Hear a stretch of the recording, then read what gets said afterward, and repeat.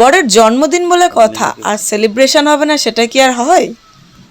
আর তাই জন্যই আগের থেকে আমার কেক অর্ডার করা ছিল, আর ঠিক কাছ থেকে ফেরার সময় কেকটা নিয়েও নিলাম আর আমি বাড়িতে চলেও আসলাম। এসে দেখি মায়ের শরীরটা খুব একটা ভালো না, তাই আর ইচ্ছা হলো না কেকটা কাটার। তো মা বললো যে না ঠিক আছে, অসুবিধা নেই, তুমি কাটো।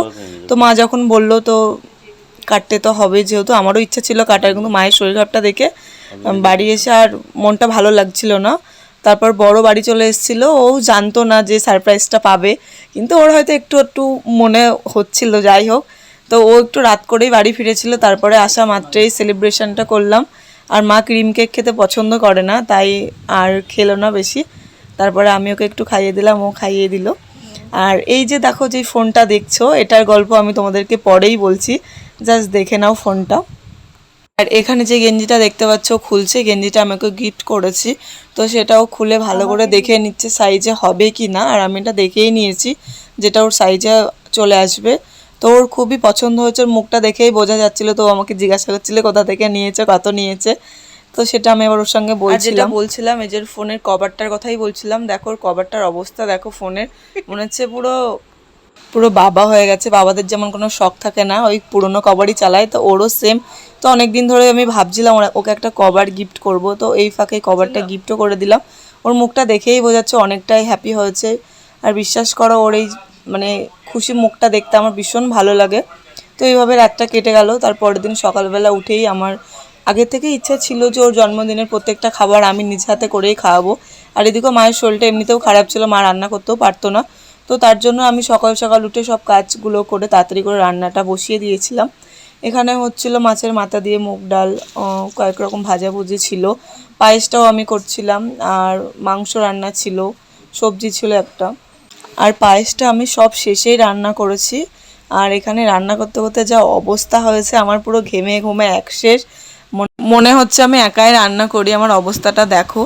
অবশ্য বরের জন্মদিন বলে কথা, একটু তো কষ্ট করতেই হবে, তো তার জন্যই আমার কষ্ট করা। আর খাওয়ার টাইমও হয়ে গেছিলো এদিকে রান্না করতে করতে, তো তাড়াতাড়ি করে বরকে খাবার দিয়ে সাজিয়ে দিলাম। আর ওকে জিজ্ঞাসা করছিলাম খুব খিদে পেয়েছে কিনা তোমার, তো তার জন্যই হাসছিল। আর এখানে আমাদের একটু ইচ্ছা ছিল বিকালে ঘুরতে যাওয়ার জন্য, আর এখানে বেরিয়েও পড়েছি আমরা সবাই বলতে আমি, বর আর একটা বোন ছিল সঙ্গীতা। আর আজকে আমরা চলে এসেছি নীল দিগন্তে, এটা হচ্ছে মদনপুর একটা ছোট্ট ক্যাফে। তো এটা অনেকেই হয়তো চেনো, আবার অনেকেই চেনো না। তো এখানটাই আজকে আমরা চলে এসেছি, যেহেতু একটা নতুন করেছে ক্যাফেটা, বেশি দিন হয়নি। তো আমার বর বললো চলো ওখান থেকেই ঘুরে আসি। তো এখানে আসা মাত্রে একটু রিলস বানিয়ে নিলাম, ও আশা করি অনেকেই দেখেছো ইনস্টাগ্রাম বা ফেসবুকে। আর এসে কিছু খাবারও অর্ডার করে দিয়েছিলাম, তো সেগুলোই খাচ্ছিলাম। তো চলো আজকে খাবার খেতে খেতে তোমাদের কয়েকটা কমেন্ট পড়ে নিই। এখানে নায়রা খান কমেন্ট করেছে, দারুণ দিভাই, খুব সুন্দর, আরও এগিয়ে যাও, অনেক ভালোবাসা বোন তোমার জন্য, আর এইভাবেই পাশে থেকো। আর এমডি দা কমেন্ট করেছে, মাশাল্লাহ ভালোই লাগলো শাশুড়ি এবং ছেলের বউয়ের সম্পর্ক দেখে, থ্যাংক ইউ দাদা, এভাবেই পাশে থেকো। মুস্কান্তি সেনগুপ্তা কমেন্ট করেছে, আনন্দের মধ্যে সময় কাটিয়ে দিলে ভালোই হলো। আর তোমরা কে কে চাও তোমাদের কমেন্টগুলো আমার ভিডিওর মাধ্যমে বলি, তো তারা আমাকে অবশ্যই কমেন্ট করো। দেখো তোমাদের সঙ্গে কথা বলতে বলতে আমাদের খাওয়াও হয়ে গেছে, আর খুব মেঘ করেছে, বৃষ্টি চলে আসবে, তো তাড়াতাড়ি আমরা বেরিয়ে পড়ছি। আর কি বলবো, সত্যিই আমরা রাস্তাতেই থাকতে থাকতে এত বৃষ্টি চলে এসছে, আর বাড়ি পৌঁছানোর আগেই পুরো রাস্তাতে আমরা শেয়াল ভেজা হয়ে গেছিলাম। আজকের ভিডিওটা আমার এই পর্যন্তই ছিল, কেমন লাগলো অবশ্যই কমেন্টে জানিও। So bye bye.